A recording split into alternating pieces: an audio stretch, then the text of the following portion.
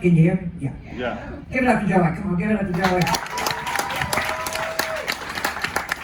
To the children in the room, that's called dancing. The lady wasn't having a stroke. Yeah, this is my PG show. Tomorrow night I will be doing the adult show, and you're going to come see that because you're going to wonder how I did this show. Yes. There are people in here that know me, and they're running bets right now as we speak. So, because the adult show is quite different. It's a lot different. Yeah. So, but anyway, it's good to saw a few kids here. Yeah. No school. Yeah. It's amazing when I see them on a cruise ship in September and October. One little boy, last cruise, he was like, I said, "You just not going to school?" He said, "No, I quit." He was 8. Guess the stress was too much. I don't know today, seriously. And when I see kids, I'm like, they don't realize how lucky they are that parents bring them. Because my generation of parents, we would have tried. We would have gotten a car. My daddy would have said, "Where y'all going?" "Well, we're going on a cruise with you and Mama." No, your mama and I. We going on a cruise. You going to your grandma's house. Walk across the yard. I'm yard people. And Jeff, the comedian, he grew up in the city. He's like, "What does that mean, yard people?" It means that everybody you related to lives in the same yard as you do. Okay? My grandmother and my great aunt lived in front of us, my aunt and uncle on the side of us, and from mom and daddy's house all the way to the end of town was all my daddy's first cousins. Yeah, and they were all my school teachers, including the principal, daddy's first cousin. To make my life totally complete, my mom became the school secretary when I was in 7th grade. That was a dark day at the house. We all got up, got dressed, ate breakfast, went to school, and I walked in, and there's my mom in the office. I'm like, "What happened? I didn't do anything yet." She's like, "I got a job here." Like, forever? I said, "Oh, I hope so." She was school secretary for 34 years. Yeah, and she retired from that, and she was also the mayor of my hometown. We couldn't win. You know, she was mayor for 24 years. I grew up in a little bitty town outside of Lafayette, Louisiana, called Maurice, Louisiana. I have to tell people that because they only think, and so there's evidently CNN, that New Orleans is the only city in the state of Louisiana. There's a few other places, so that's where I'm from. But, you know, the reason I was talking about my other show is when I started working for Carnival, my friends were like, "Wait, let's get this straight. You're going to do PG family shows?" I said, "Yeah." "Is there going to be kids there?" I said, "Well, that only comes with the family, yeah." I said, "Why?" They said, "Well," I said, "Listen, I'm an adult. I know how to speak in front of children." They're like, "That's not the problem." I said, "Well, what's the problem?" They're like, "You don't like kids." That's not completely true. I like the little ones. They amuse me. They're like puppies. Okay, they're cute. They show you their toes and stuff. You know, and I love seeing some of them for, elegant night, like tonight. And it's like they dress him up. I saw one little boy get the exact same black suit and tie as his dad. He was adorable. Them I love. It's teenagers I hate. Let's get that straight. Okay. And if you're here, I'm not going to like you. Don't even try. No. Oh, God. Listen, man, last cruise, I'm walking to go. It's 2 a.m. I know where they're going. They're going to get pizza, and they don't walk anywhere. They run. Because evidently the pizza place is going to get off the ship. I don't know. So I hear a herd of flip-flops coming up behind me. And this one young man evidently thought it was a good idea to speak to me. This is what he said: "Get out of my way, old lady." So I looked to baby Jesus, and he said, "Go ahead." So when that young man got in front of me, I stepped on the back of his flip-flop. You know when somebody does that to you, you stop short? And he cut a flip. He landed on his feet. I gave him a 10. No, I never had kids. My sister and I, we both looked at that and went, no. Shit, 2 cats. I don't even have a plant. So, but we do have my nephew, my brother's son, that he had with his 4th wife. That's a whole new show in some other period. And she's gone too. So I said, look, you're 65, stop bringing cats in the yard. Nobody wants you, stop it. So, but we got my nephew. He's 27 years old now. And not working. He's on that government vacation plan. The other things he thinks he's on Social Security, I don't know. And he's making more than me. So, you know, I asked him, I said, this is gonna end soon. Are you interviewing? Are you looking? This is what he told me. I'm overqualified. For what? Target? That was your last job. You overqualified for the stock room? Okay, I get it. But listen, you know, I can't blame him. Because that's what happens when you spoil a child. Some of y'all's grandparents, y'all lose your minds. Okay, my mother, smart woman, told you she's mayor. First female mayor in the state of Louisiana. Okay? First female mayor. First female alderwoman. 34 years with the school board. Mama was a smart woman. May she rest in peace. Okay? But when my nephew was born, she lost her mind. You know, and every time he tells me stuff like this, I'm overqualified, I look up to the heavens and I go, Mama, and I know my dad is saying I had nothing to do with that. I've been dead since 76. I didn't raise that child. But she spoiled him so bad, and they all did, except me. I fussed at him one day. He was 2 years old. I remember he did. He's got a good fuss at your name, Jordan Paul. And you have to hit that Paul hard to know that you're unhappy with it. So it was Jordan Paul. And man, when I hit that P, he jumped, and I was like, don't do that, it upsets his stomach. I looked at my mom, I said, where's the crazy woman that used to live in this house? You remember her, the one that upset my stomach, where's she at?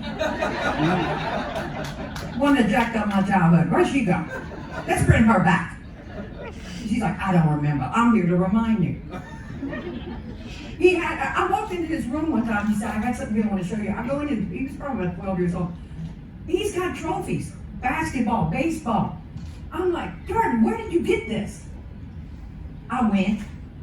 You went where? Well, you know, it's because I tried. And so you got these participation trophies because you tried. Well, I played t-ball. No, you didn't. You chased a butterfly. I saw your t-ball career, okay? And I'm like, oh my God. And that's the problem. I can remember when growing up, they wouldn't play outside. Him and his friends, video games. They still the same way. And I go one day and I'm like, Jordan, he was about 8. Y'all go play outside. It's beautiful. It's one of those beautiful Louisiana days you don't get. Low 70s, no humidity. You don't get those too often. Go play. They go outside. 5 minutes later, they're back. I'm like, what happened? It's hot. It's hot. There's nothing to do. I'm like, I know it's hot. You're not a vampire. The sun does that. And you're going to have to use your imagination, Jordan. They looked at me like I had 2 heads. I said, come on, let's go. I take him outside, throw his little friend. I said, pick up that stick. He said, well, what do I do with it? I said, hit him. Jordan was like, what? I'm like, pick up your stick, do this. Now you protect yourself. You sword fighting. Bye. I turned around, they both went, we don't have helmets. So I guess playing with firecrackers is out of the question. No Roman candle battles. I guess we can't do that either. So I said, look, how about this? Go climb that tree. They're like, we could fall out. I'm like, I know, that's the game. See if you can defy gravity. They were coming to Galveston one time. He was 3 years old. I couldn't wait to see him. I hadn't seen him in a while. And Mom was like, we can bring him to Galveston. I said, great, I'm gonna go get him some little floaties, a little boogie board, we're gonna go to the beach. He's like, no. I remember, what do you mean, no? No, she said, we can't take him to the beach yet. I want to give him swimming lessons. I said, Mom, I'm not taking him deep sea fishing. All I'm gonna do is sit him in the water, throw some water in his face and make him cry. That's all I want to do. It makes me laugh. So she said, no, I'm going to pay for his lessons. I said, well, why did you give him the lesson you gave me? It was free.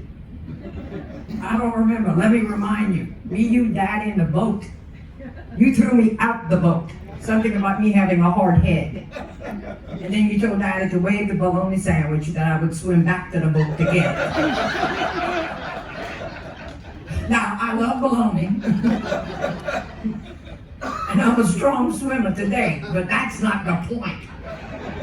Then she says, go to Walmart before we get there and get some duct tape or something for your wall sockets. I'm like, why? I have something. My lamps, they plugged in. She said, well, the ones that are open, we don't want you to stick something in there. I'm like, really? Because when I did it, y'all thought it was hilarious.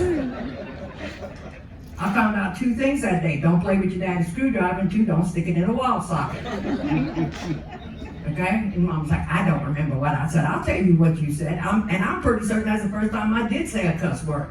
This is what you said when I was kicked back 3 feet. And I yelled out, look, she's talking.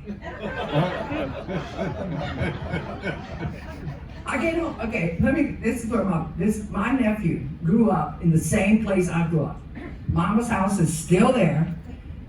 Where my aunt and uncle's house is where my brother's double wide is. And my sister has a single on the other side of my mama's house. Yard people. And trailer people. You know how old that double wide of my brother's is? He bought it with his first wife when he was 21. He's 65. Yeah, they're going to just grandfather, they're going to put him a plaque, I think, next year. Just make a museum out of it. And I'll never forget when he bought it, because, nobody in Maurice had ever seen a double wide trailer. They didn't know. They thought my brother had come into money because he bought 2 trailers. And then they put it together, and they were like, oh. And then my brother would tell them all kinds of things. Get to the store one day. I said, what's going on? And my friend says, have you seen your brother's trailer? I said, I can't miss it. It's in Mama's yard. I said, why? What's happening? He said, we're all going over there to see his new wine cellar. I said, well, come on. I'm going too. I get there are people standing around his trailer looking underneath it. And I'm like, people, look at me. An ice chest under the trailer. That's not a wine cellar. And Boone's Farm is not a wine. Go on.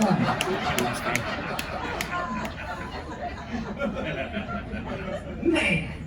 But this is where he grew up. And I get there one day, and there's a pool in the back of my sister's trailer. I'm like, what? It's above ground. She lives in a trailer. It's a law in Louisiana. It's nice, but I'm like, where did this come from? And my sister says, oh, Mama bought it. Wait, by herself? Y'all didn't get together? She said, no. I said, why? She said, Jordan wanted it. Oh, really? I looked at her, I said, you bought him a pool. Well, he wanted it. Well, we wanted one. You had 3 kids. We didn't have a pool, we had a ditch. And when it rained, the pool was open. One of my friends said, y'all swam in a ditch? I'm like, no. You couldn't swim in a ditch. You got wet. I said, nobody was doing the breaststroke, I can tell you that. She said, that's what I mean. She said, weren't there germs? I'm like, oh, there were plenty of germs, and we were dirty kids. They didn't mess with us. I never forget, I got home, he was about 6 years old. That's when he was adorable. He was really cute when he was 6. I get home on my truck, he would wait, he knew I was coming. I'd call ahead, and he'd wait for my truck to turn in the driveway, and he'd come running up to me, and give me a big hug and a kiss. And Kay, I miss you so much, and Kay, where did you go? And so I sat him down, I opened my atlas. Google it, I don't have time to explain the atlas.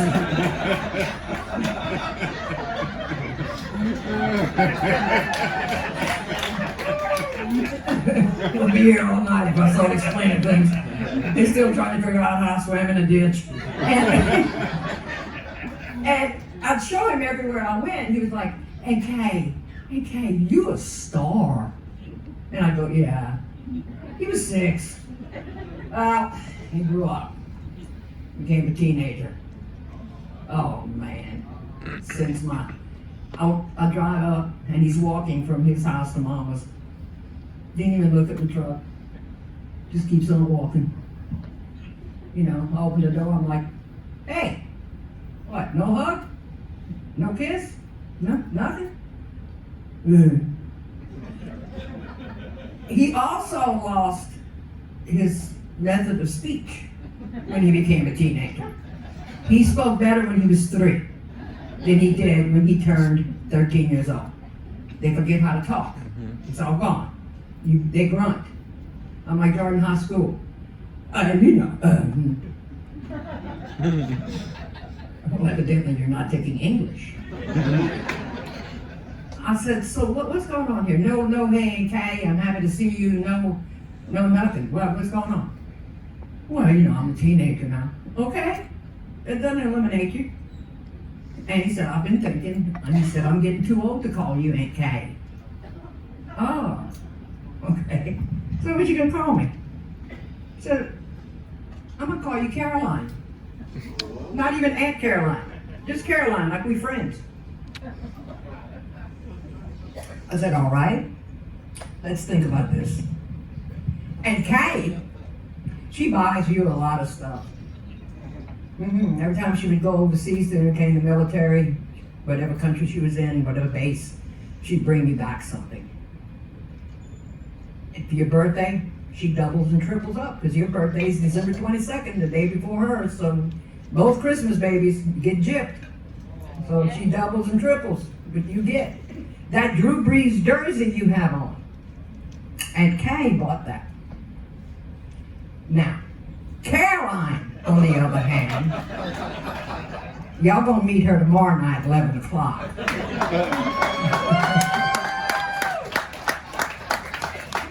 She's gonna give you advice. Which one you gonna go with? To this day, he calls me a Kay. Now he turned 21. I remember the day when he turned 21, I went home. Because that's an important birthday. That's a big birthday in anybody's life. So I get there, and he's at the house already, and he's talking to my mom. My mom's about ready to cry. I don't know what's going on. Until I hear my sister say something about the military and his Uncle Brian. Because his Uncle Brian is retired Navy. So I can only assume he's talking about military and joining, which I would be the proudest aunt on the planet if my nephew joined the armed forces. But I know my nephew. So I said, so what's the deal with the military here? He said, well, you know, I just turned 21. I said, yeah, I know. I've been keeping up. I said, what you doing? And he said, well, after the holidays, and I'm 21, I'm probably going to go talk to an Army recruiter. I'm like, oh, Army, not Navy, Army. He said, yeah, what's wrong with the Army? And nothing, absolutely nothing. I still have friends that are active, and I have great friends who are vets and retired. I said, the Army is a great branch of the service. I said, I just have one question. He said, what? I said, you know they go outside, right? Just checking. And my mom was furious. She's like, Carol Nan, Mom, somebody's got to tell him. I said, how's he going to go to boot camp, get up at 3 o'clock in the morning, 35 pounds of gear and run? Look at him. You know, I should have told him in the future you'll be overqualified. I said, then he told me, oh, wait, no, it's all changed. I'm like, wait, what are you talking about? He said, I don't have to do that anymore. I can go between 8 and 5 and come home at night to boot camp. What? Jordan, what army are you joining, son? The Salvation Army? Because that tuba playing you did in high school is going to come in real handy come Christmas time. I said, Jordan, who told you that? My friends. Your friends hate you. I said, listen, Jordan, before you learn how to operate a tank, why don't you learn how to operate that mowing machine that's sitting outside? My brother, my mom, and my sister, because they live in the yard, got together and bought a great riding lawnmower. He never sat down. No, it's great. It's got a thing for his Mountain Dew and start it up and that's it, you know? I said, why aren't you mowing the yard? Your daddy's getting older, your aunt's getting older, your grandma can't do it. And, well, you know, I can't back it up. Why are you backing up? Go forward. You don't go backing up. I said, Jordan, look at the yard. It goes around your grandma's house. Look, just keep taking a left turn, son. That's what you got to do. Make believe it's NASCAR. Just go in a circle. Lord. And it's a riding lawnmower. If we would have had riding lawnmowers, well, first of all, we would have rode them to town. Okay. We would have never gone to the yard. We would have been going, I'll get the groceries. But, you know, I had to start with a rope. Remember those? My uncle, the machine broke, the real part, he took it off, here, use a rope. And one day I'm trying, man, it wouldn't start. He said, it's a spark plug. I said, okay, what are we gonna do? He said, well, we need to replace it. Now, I thought he was gonna get a box, right? No, he lifted the hood of his car. Hand to Jesus, that was my Uncle Albert. He was so cheap. He took it out, he cleaned it off with a wire brush and gas and put it in the mowing machine. And y'all heard gas, right? And I started it up, it ran fine. He said, hurry up, finish the yard because I gotta go to the store. I need that food back. That's how I was raised. So for my nephew to be the way it just doesn't sit right in my brain. I can't make it connect. And so that's why I came up with the show before we went on pause. And it's the name of this show, Survive 75. The actual name of the show is Can You Survive 1975? And we were getting ready to make a presentation with a company for a reality show. And then COVID hit. So we're gonna try again. And here's the basis, here's the whole premise. We're gonna take these guys like my nephew that's overqualified. Because y'all know there's a whole bunch more than just my nephew, right? I'm sure there's some in your family too. And we're gonna put them in a house, exactly like any house in 1975. And they're gonna have to survive 75 hours to win $75,000. I will never have to write a check. Because before they can even play in the house, they gotta pass 2 tests. Test number 1, I'm gonna put them in a room, and the only thing in that room is an analog clock. And if you have to go Google analog clock, you can't play. Because you have to tell me what time it is. And if you pass that test, then you get to read your contract. And it's written in cursive.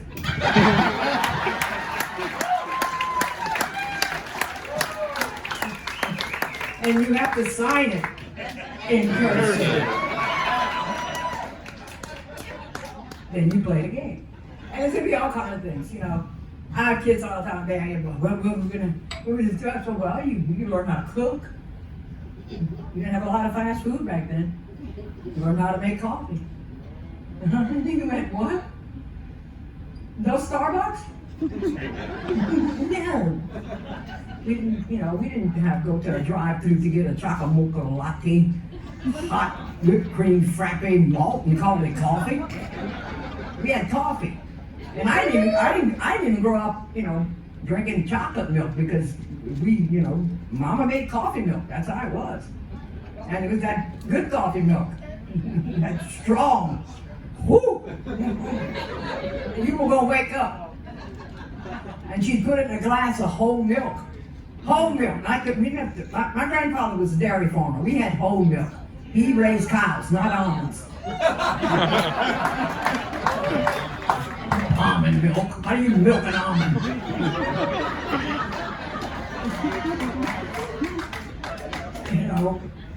But let me tell you, and then with a tablespoon of sugar, you were focused. You were. He said, "Well, what, y'all on TV?" I'm like, "Yeah, you're gonna be TV. Maybe 3 stations, black and white." He said, "A remote?" I'm like, "No, you have to have children for that." Yeah, I'll give you a pair of grip pliers.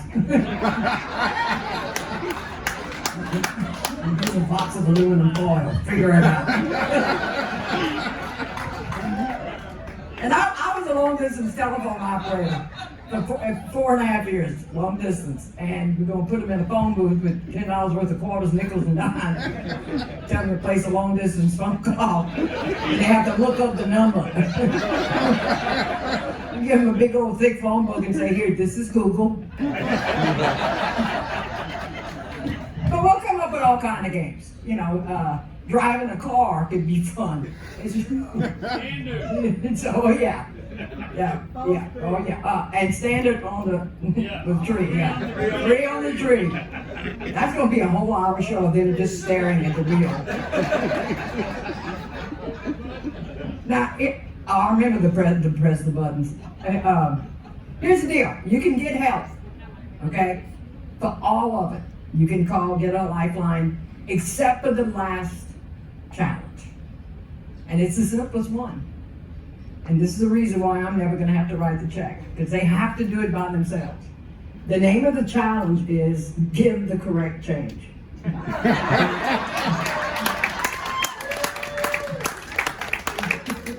Because they can't do it today with a computerized system. I went to Whataburger. My bill was $6.76. I gave her $10 and a penny. She started crying.